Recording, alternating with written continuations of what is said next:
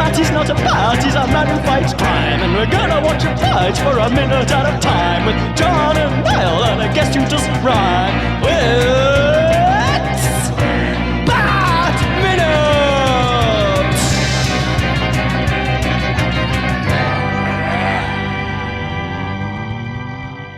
Attention, citizens of Gotham. Welcome once again to Bat Minute and Robin, the show that swings through the jungle that is Joel Schumacher's masterpiece, 1 minute at a time. I am one of your hosts, John Parker.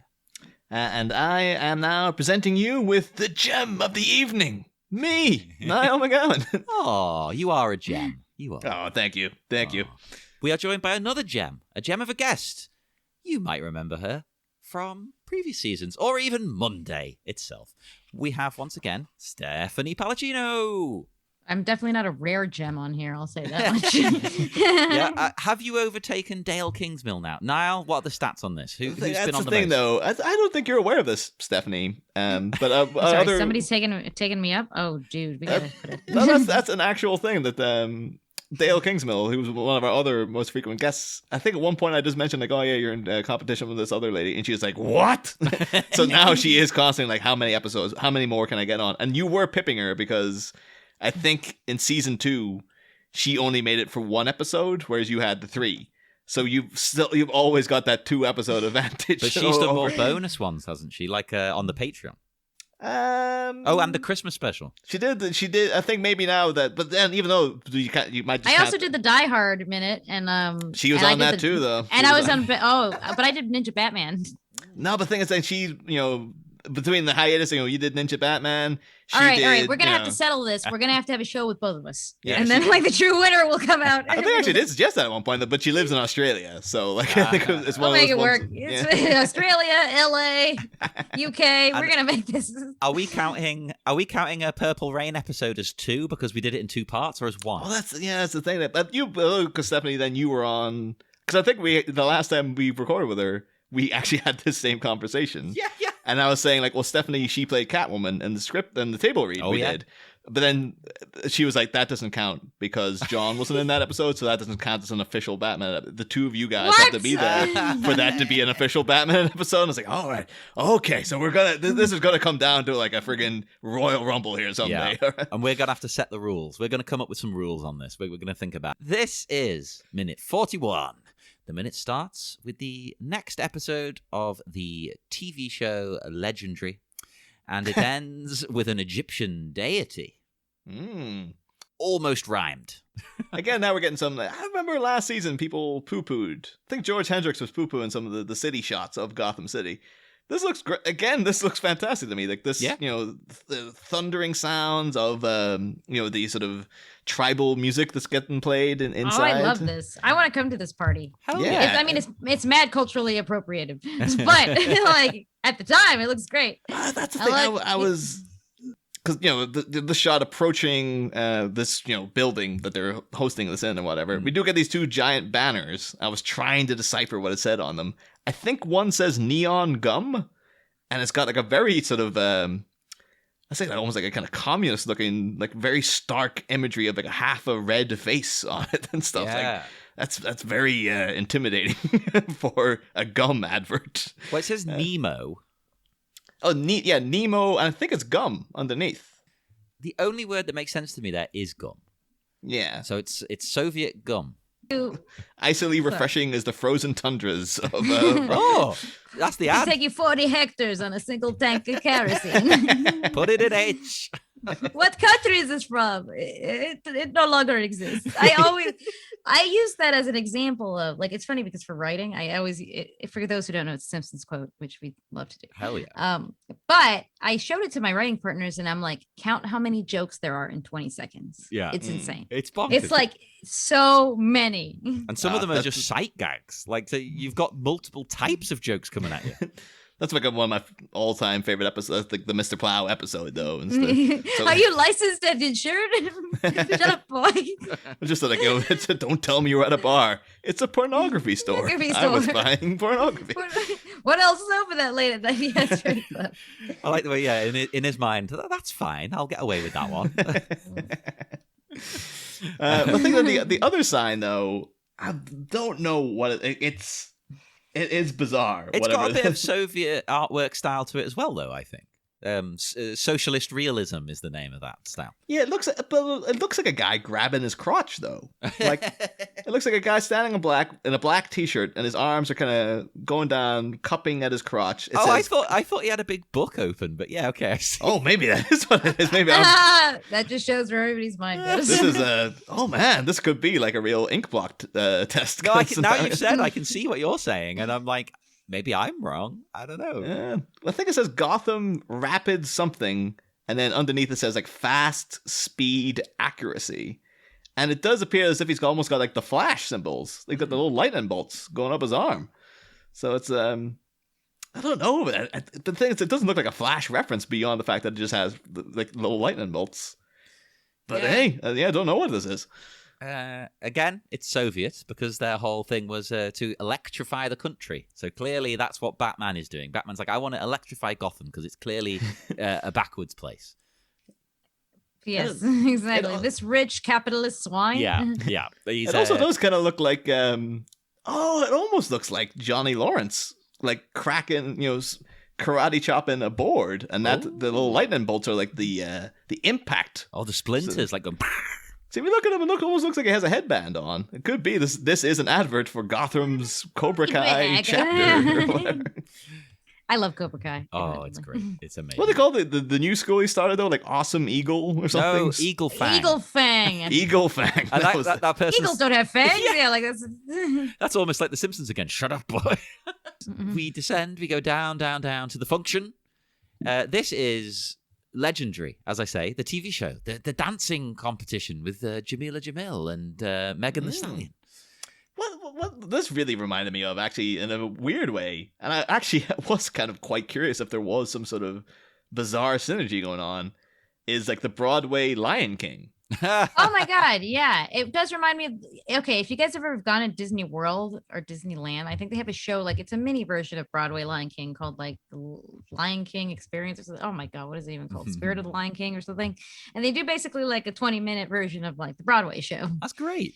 That's so cool. Yeah, it actually is cool. But like when I said like the joke about like cultural appropriation, I was like, damn. I mean, this place looks mad fun, and I would totally secretly go to this party. And then I would complain about it on Twitter. No, I don't go on Twitter. It's terrible. But somebody would be like, look at this offensive party now. And I say this as I once upon a time, remember I say all my cabaret friends, the ones who do burlesque and stuff, I told them, I go, I'm Cuban and I want to throw down a mad like Cuban party. Hell yeah. Like I want it to be Cuban themed. And I'm talking about like Santeria themed. Yeah. I want to put the like white face paint on and stuff. And they're like, I was like, I'm going to do it because I'm allowed to. And I let you, but nobody bring a phone. All right? Hey, no photos. If you're arranging it and putting it on, it's fine. You're saying it's okay.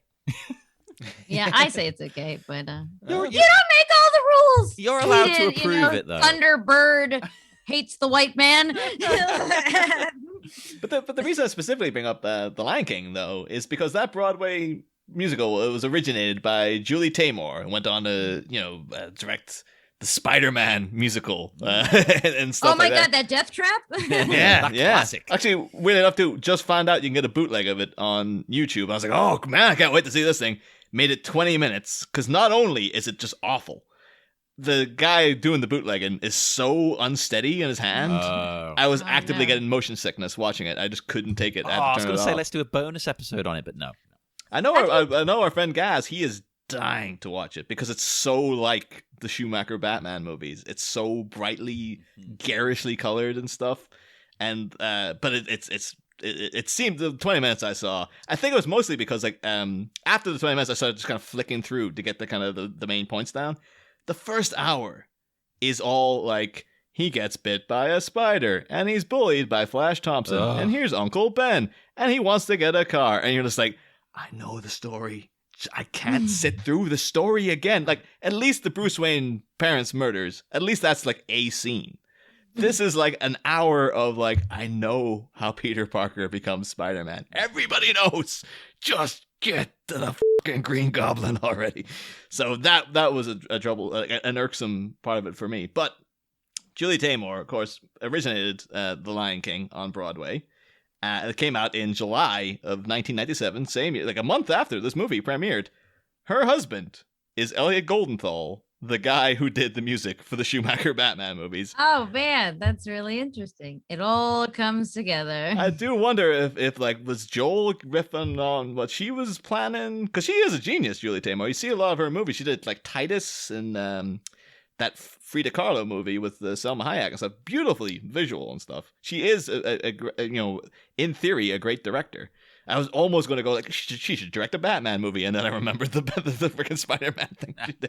Well, they were probably like, yeah, all those Broadway producers are like, yeah, we thought she could do this as well, but it turned out she couldn't. Oh, well, they tried. Oh, Jesus Christ. But the thing is, like, so I don't know if, like, Joel Schumacher might have been like, oh, I'm liking this idea, or if it was just, a bizarre coincidence that these guys who are, I'm assuming they're dressed up as lions because it's the jungle, but they could be like flowers as well. Oh, I thought they were just like, how do we sort of do a culturally insensitive, like, tribesman?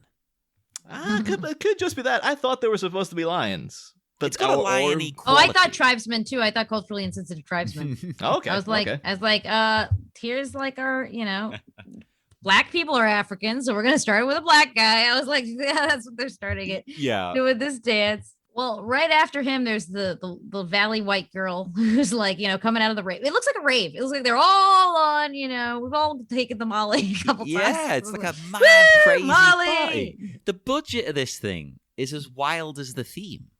Like, it's good. The budget must be through the roof. Yeah.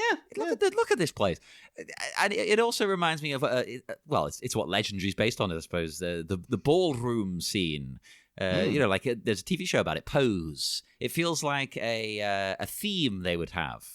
Yeah. And we'd have the different houses competing. It's the gorgeous house of Gucci. Gorgeous Gucci. Dude, it looks like mad fun. It does. You know what? I kind of want to throw this party. It's Yeah, like, I gotta give it to the rich people of Gotham, because they're just like, every party we host always gets busted up by a villain. So what do we do? Just have bigger parties.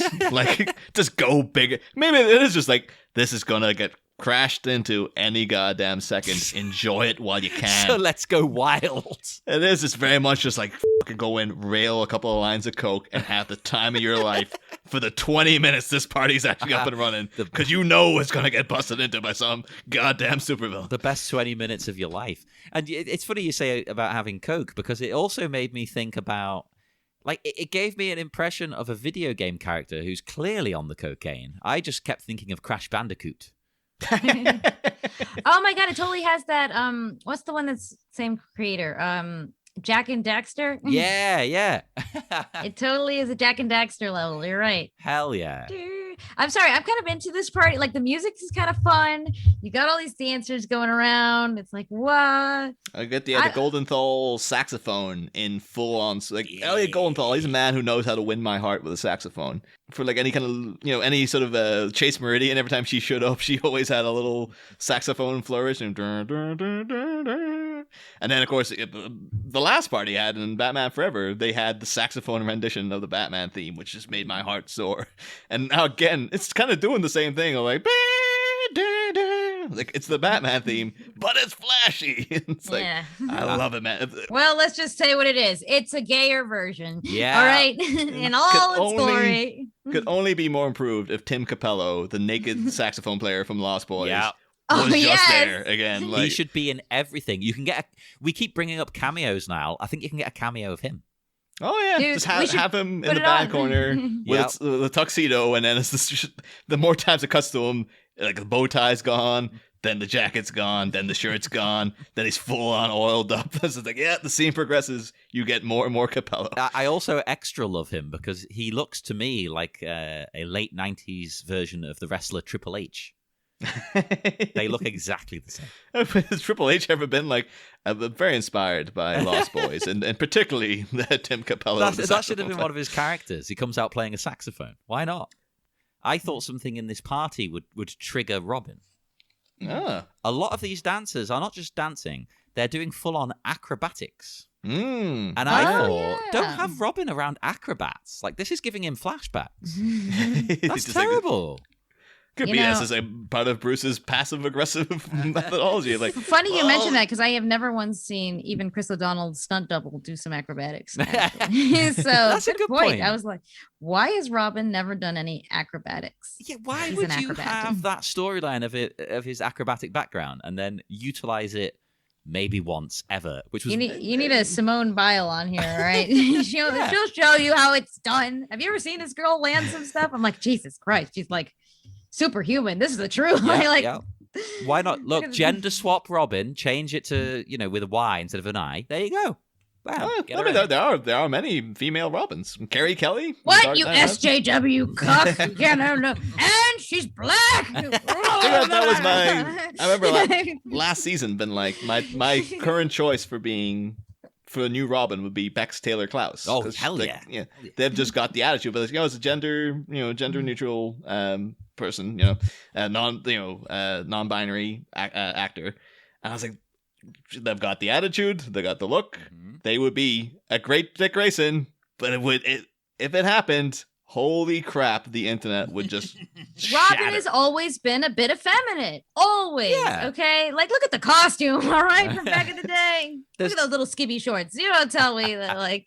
And there's a reason that this Robin, he's chosen for a reason. He appeals to straight women. He appeals to the gay female men. gays. He appeals to... a wide selection of people. They've done it deliberately. They're like, this Robin, like, a lot of people want to go there.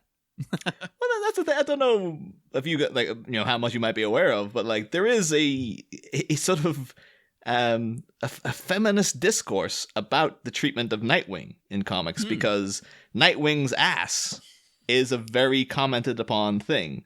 Like, a lot of artists really accentuate his butt. They really like suck it in. They really mold it. I like that because they always do that with the female character. Well, that's the thing. Then it's led to online flame wars, because you have someone who's very outspoken feminist comic book writer like Gail Simone, where she'd be like constantly bemoaning the treatment of female characters and objectification, and rightly so and whatnot in comics. But then she'll be writing jokes about like, oh yeah, Nightwing's ass. Oh yeah, I want to get on top of that. And people are like, is it can you have it both ways? Like, should you? Well, I mean, it's the white chicks argument, Day went in whiteface. I'm like, yeah, but that's the joke. Yeah. But I will say this, as someone with a little bit of booty, sometimes if you just catch someone at an angle, like, they're gonna look sexy even without trying to look sexy. There's been like some, like, people take photos of me, and like, if you catch me at the right angle, it looks like I'm really popping my booty. It's like, Steph, wow, that's a real sexy photo. And I'm like, no, it's just my ass sticks out like that. All right. Glory be to God. Oh, no, I was about to say something really frustrating. No. The thing is, it gets to a point, though, in the comics where, like, there was a character called Midnighter who couldn't recognize people's faces, but he deduced who Dick Grayson was, because he actually said, I know that ass anywhere. And it's supposed to be Dick Grayson's ass it's infamous at this point. Okay, wasn't there also Metal Gear, was it Metal Gear Solid? One of the Metal Gears had that, like, with a girl, she like is hidden undercover because she's wearing a full suit. And the way that like Snake figures out who it is, like, it's the butt. Do you guys remember this? Aha! Nobody forgets a butt. Nobody forgets an ass. Yeah, like, I think the last movie though, Steph, because I think you were in like deep into like Two-Face Riddler territory when you were on last time. I know you were a big fan of like Teen Titans back in the day. Like, what's your opinion of Robin as a character overall though? Because like that show, that's like the Robin show. Almost. I like Robin. I've always liked Robin. In fact, I much prefer Robin with Batman than without. Because like, I guess I'll say this from a woman's perspective, not a woman's, actually a young girl's perspective. Robin is definitely on the list of sexual awakening characters. Like, you got your Peter Pan, you got Robin Hood, the fox, the furry awakening. Everyone likes him, don't they? He's hot. He's suave and sexy. All right. And like cool, and he's like, and he's also, communist. He created furries, I just Kinda remember weirdly did. enough too that at one point was the girl I know was talking about the Lion King remake, and she said just looking at like, oh, photorealistic lions. She's like, yeah, the lions aren't hot enough. What? Like she's like, those lions back in the other one, the adult lions were sexy, and these normal lions aren't sexy to me. The Disney Good. adult lions were hot. A normal lion shouldn't be sexy to you. It's okay. Funny enough, another one. If we're talking about furries, let's see. I'll admit all my weirdness here, but we're amongst friends. Yeah. Chip from Chip and Dale Rescue Rangers. Oh, With his okay. cool little Indiana Jones get up, I thought he was cool and he was kind of sexy. I'll get on a Gadget. One of my first crushes back in the day too. Yeah, See, Gadget was also very hot. I don't think I had any like that. One of my first ones was Uma Thurman in this, which probably explains why I do like drag now, because she's a drag queen. I'm trying to think of, is there an animal that I an animal person I like? I don't know. Anthropomorphic. They don't have to be alive, but yes.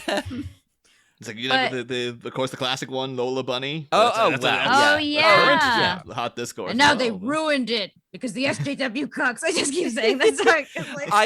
I loved seeing people just losing their minds because her breasts are slightly smaller because she's wearing a sports bra or something. It's like, oh my All right. god, She's dressed in Dude, appropriate I sports don't- gear. I don't care what they say, and I like Zendaya a lot, but the best freaking Lola Bunny was the one from Kristen Wiig's Lola Bunny. It was hilarious. Have you guys ever seen that show? yeah. No. Oh my god, it's great. It's on HBO Max. I don't know if HBO Max is even available. That you can- No, but we have ways pirate. of obtaining these Yeah. things. Sorry. But as you were saying about Robin, yeah, I would say Robin is definitely one of mine, and I don't think I'm the only one.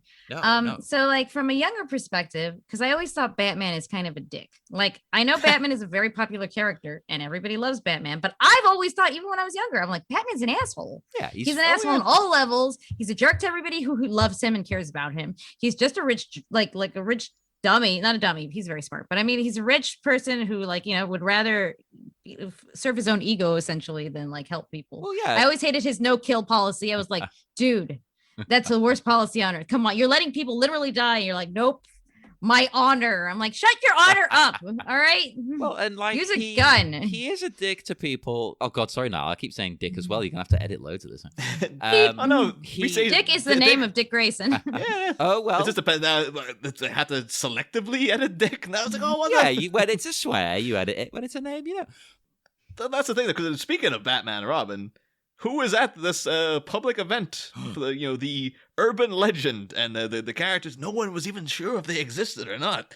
Batman and Robin actually in person themselves showing up on stage in this damn thing. Is Commissioner Gordon here? Is he like he feels like a little, I don't want to say dead, but like he's like a little, he kind of reminds me of the precursor Commissioner Gordon to the Harley Quinn Commissioner Gordon. Like he's like not really caring. He's like, oh yeah, here you go. To be honest, even since the first movie, this guy, because it's one of the few actors who's come back each time, he's not been Gordon, has he? He's Gordon in name. The Gordon in the Harley Quinn show is great though. Oh my god, yeah. Like how drunk he is. Yeah, 'cause he's a drunken mess though. But the thing is, it's not so much that he doesn't care. It's like he just wants people to take him seriously, but nobody does because he is a drunken wreck. So, and he's just so easily always like, like, oh, we're bringing in a tank, and then Harley Quinn just steals the tank on him, like that kind of thing. And it constantly want to be Batman's friend, and Batman won't give him the time of day, and things like this. But the Pat Hingle Gordon is at this point like he might as well just be a corpse that wheeled out. Like he's almost like as if like they had to bring out like the Queen or something. It's just like, she's virtually dead, but just wheel her on out for public appearances and stuff. Although I'm sure that will probably step on a few people's toes. That people really love the Queen for whatever reason. Anyone who does, go away, please. Oh my god, I try to explain this to Americans all the time. I'm like, but the Queen, everybody loves her. I'm like, no, they don't. No. All right, yeah.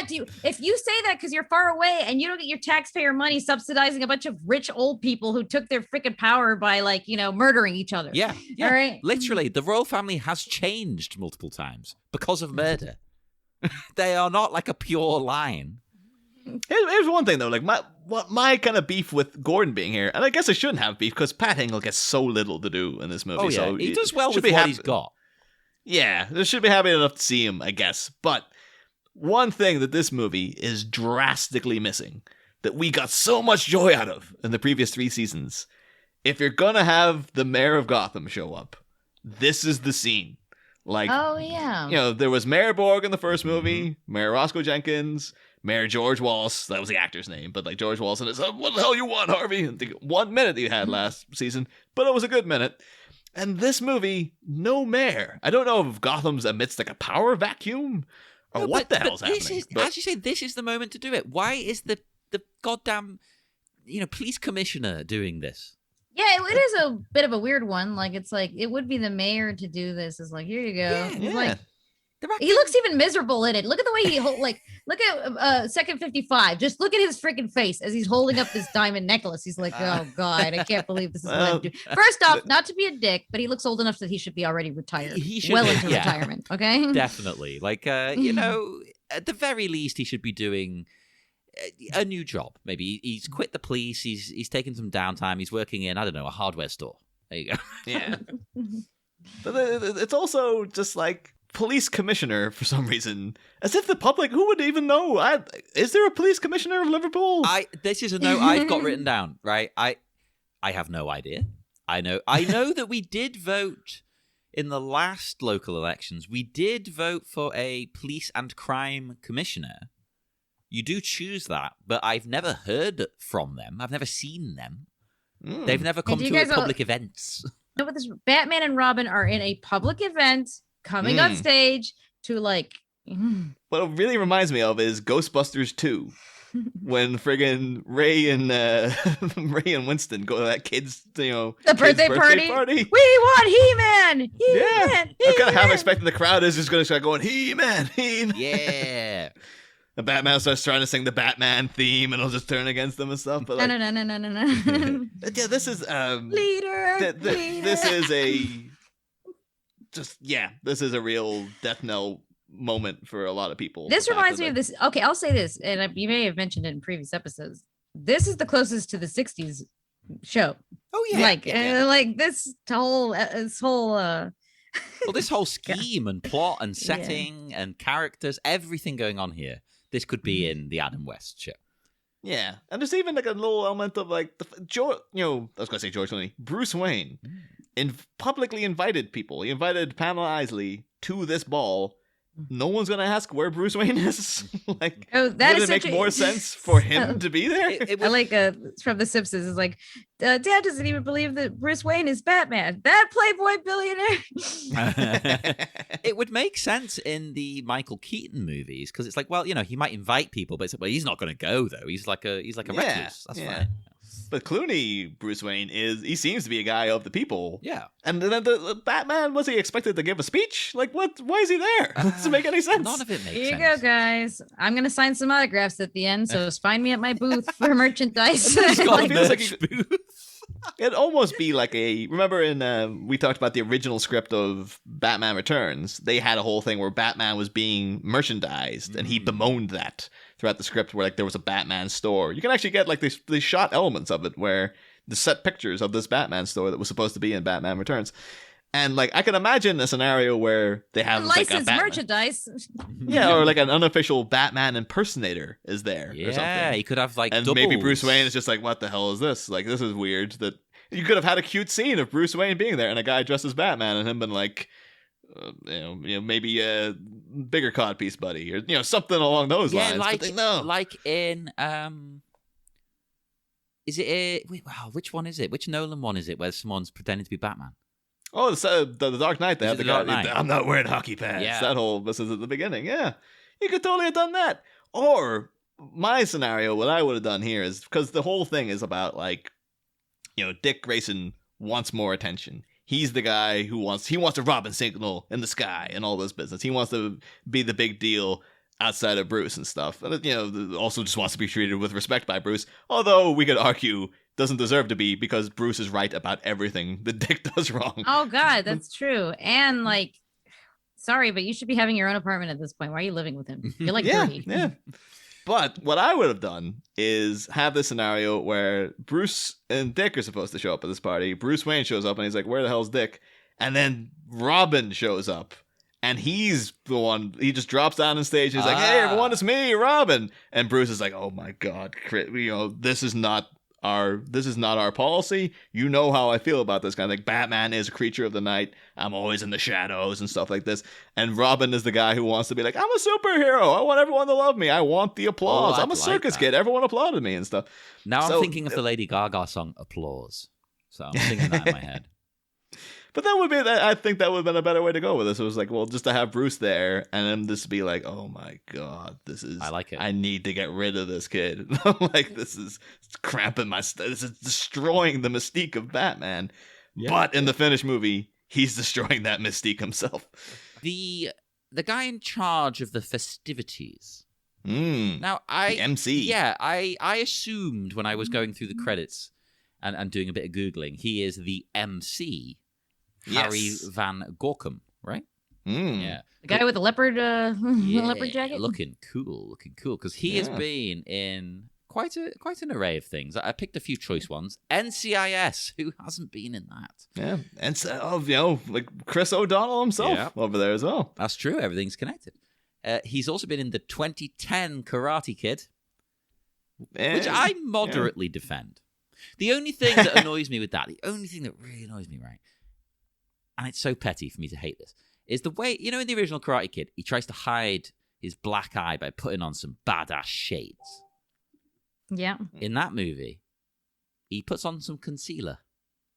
That's not as cool. I'm sorry. You want cool shades. Don't be putting concealer on. So other than NCIS and the Karate Kid, he has also been in Friends, Charmed, The Nanny. And, the Nanny, she was one of my first crushes on TV. Sexuality was. I think I just had a thing for Fran Drescher. I don't know why. I don't know what it was. Hey, understandable. She's well-dressed lady. She was like, she had a great body. Yeah. She had the, cool hair. She was funny. And I loved her voice. I think that also drew me in. I'm like, this voice. This is great. Oh, wow, Mr. Sheffield. Yeah. And now the thing I thought you'd remember him from, he's in Seinfeld. Yeah, he's very. I do specifically remember him. He's one of Elaine's boyfriends. He's the one who keeps saying he's going to get her a discount on a dress that never appears. That's a bit Dick Tremaine in Twin Peaks. It is actually very Dick. He's that same kind of character, like the sort of well-to-do hot couture suit salesman. And then Elaine starts thinking, like, I don't think of this dress. I think he's just prolonging the relationship by telling me that he can get me a discount in this dress that's out of stock. And then Kramer flips it on her by being like, well, maybe he thinks that you're just playing him to get the dress. Oh, yeah. Well. So, and actually, if people want to know the episode, it's the episode where Kramer gets arrested for being a pimp because he's wearing the amazing Technicolor Dreamcoat in one scene. That's amazing. But I don't know, John. There's two specific things, because this guy is like a unicorn for us. Well, he's in one thing that I'm going to mention. You might have this, but I don't have whatever the other one is, right? For listeners of the show, they'll be very excited to know that he does have a role in Jag.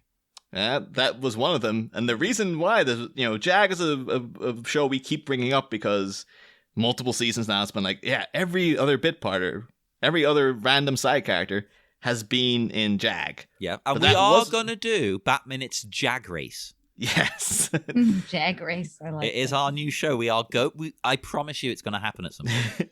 But people might recall from 89, it wasn't Jag, the show that kept coming up that people were constantly in, was a British cop show called The Bill. No, how did I miss that? Harry Von Gorkum has been in both Jag and The Bill. Oh my God, he's the Batman. Is he still alive? Can we get him? I think he's definitely alive. I actually did see if he had a Twitter presence. I was like, I'm going to at least tweet the guy to see what happens. We'll email his agent. I got an autograph from Chris Barry, from Red Dwarf. The classic English comedy. Oh man, I got an autograph from him just by sending him a note saying, "Can I have one?" I would have said this guy could have played Rimmer, but he's way too good looking, actually. I'm going to say that I think that this party is actually very PETA friendly because it doesn't look like any of these animal prints. No one's wearing fur. That's true. That's true. These people, they're ethical in Gotham. They're wearing flowers and synthetic. Well, everything about it is this whole movie. The ice is synthetic, so it doesn't surprise me that the leopard print doesn't look genuine. Speaking of ice, right? These diamonds, as we've brought up, that diamond, the heart of the ocean. well, you know what? I didn't even think of that. Oh my god, heart of the ocean. Well, it's appropriate you say that though, Stephanie. I think we talked about it a while back, but you know when they show you the picture of Alfred's old that woman Peg he keeps talking about, like. Yep. That's the old woman from Titanic. Like, it's a picture of her when she was, when she was younger. And this came out the same year as Titanic, so she was at like a weird career boost when she was like 92 or whatever. Everything's connected. Diamonds. So, the diamonds, they're called the Heart of Isis. Is this deliberately, right? Because I think we've talked about this, I think it was on mic. You know, what a strange name. Heart of Isis. Is it deliberately to sound like Heart of Ice? I think so. Isis. Because then you get, of course, Mr. Freeze. The first Mr. Freeze episode of the Batman animated series was Heart of Ice. Mm-hmm. And then Catwoman's cat in the Batman animated series was also called Isis, weirdly enough. Yes. So it's like a double reference right there. Yeah. And then I did a bit of research because, you know, as an amateur historian, I get fascinated by these things. So I thought, well, I'll look up Isis the god, because obviously that's who it's named after, Isis. So Isis was first mentioned in the Old Kingdom, which is 2686 to 2181 BCE, as one of the main characters of the Osiris myth, in which she resurrects her slain husband. The divine king Osiris, and produces and protects his heir Horus. Now, it seems even more reason to call it something that sounds like Heart of Ice. Now you're incorporating another element into this name. Yeah, I think actually too, the historians have said that when people used to recite the tales verbally, they used to put on a thick Austrian accent when performing the role of Isis. So yeah, that makes total sense to me. I mean, the Egyptians were known for their Austrian accents. So, it's like Austria didn't even exist at this point, but somehow they knew. And it's got a kind of like a theme like that running through it, I think. She was believed to... I see that. That almost sounds like... It's one of those ones that's like, that is perfect, but it's almost like if you told Joel Schumacher that, he'd be like, nice. I did not know that. But. Well, she was believed to help the dead enter the afterlife, as she had helped Osiris. And she was considered the divine mother of the pharaoh. And her maternal aid was invoked in healing spells to benefit ordinary people, which, again, it sounds like a gender flip. It sounds like, well... Mr. Freeze is trying to heal his wife. Yeah. Oh no, if that's intentional, it's very well done. I'll give them that. Yeah. So I thought it was too much of a coincidence, but maybe we're giving the movie too much credit. That's a very interesting thing. I mean, who knows? Sometimes it's like things you don't expect. They're like, yeah. We actually did think about it. It's too similar, right? The way she is resurrecting her husband. Come on. Yeah. No. I think it could well be. Yeah, never know. Akiva Goldsman, he might know a thing or two, so he could be like, yeah, that wasn't a. And it so happens that it rhymes with ice, and ice is part of the word. Yeah. And then friggin' the Mr. Freeze episode was called Heart of Ice. Oh my god, it's perfect. Yeah, and she became one of the most widely worshipped Egyptian deities. So that's pretty cool. Although I mean, I believe she also helps with like when you're giving birth, and I can assure you'll be praying to whoever you can at that point. She does indeed. She a maternal aid. She is known as, and she was kind of. It's a difficult one because things get lost over time, things get mistranslated, but. Isis did sort of kind of start taking on other abilities of other gods. Like they absorbed into Isis. So that doesn't really fit. I mean, Freeze, there's a frequent problem, people getting absorbed into Isis. So. oh God, yeah. No. Well, so we got our half-dead Commissioner Gordon. They have these lovely ladies. Everybody looks like they're having a good time. We all wish we were there. Yeah. What's anything else going on? We just have Gossip Gertie begins to talk about where the heart of Isis came from. Syria, of course. From Bruce Wayne's personal. But yeah, she makes a contentious statement that. Yeah, actually, I immediately thought, so your family like looted this off of some natives that were probably horribly murdered, you know, because that's most diamonds come from. Yeah. Oh yeah, you don't want to go into like the Wayne family, you know, blood diamond trade. There's probably going. Yeah. It's like that's where the Thomas Wayne's grandfather got his fortune. Like from. Elon Musk. Is it cursed? Like, what's the biggest diamond in the world? Oh, crap. I think we've brought it up before on the show, and I can't remember. The Hope Diamond. That's it. The Hope Diamond apparently is cursed. It's 45K. I should hope it's cursed, because screw those and people it's from who stole. India. And you know that India has been asking for this diamond back like forever. They're like, you know, it's ours. Yeah, but like, you know, is it the UK who has it? Yeah. Dude, the UK and all their freaking like just we don't give wherever they anything wouldn't give back the Greek antiquities that they all have. I was going to and say, Greece what is are they, like the Elgin marbles? Is it? We ain't giving that back. We should, but we're not. You're not giving anything back. And to Egypt too, they're like, why are we giving back? So you guys could lose it in some war? Like, I'm sorry, but that's exactly kind of how it sounds like. We will depart. We'll be back on Friday with more exciting nonsense chat about nothing and everything all at once. So do come to our website, thebatminute.com. And in the meantime, you know, chill out, check out all the previous episodes, and then we'll see you on Friday for more exciting Bat-Minute action.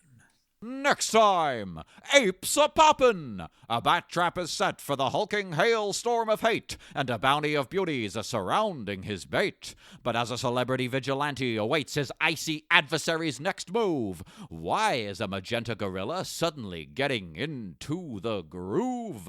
Come this way for a simian sway on Friday, party pals! Same bat pod, different bat minute! We'll be back. back.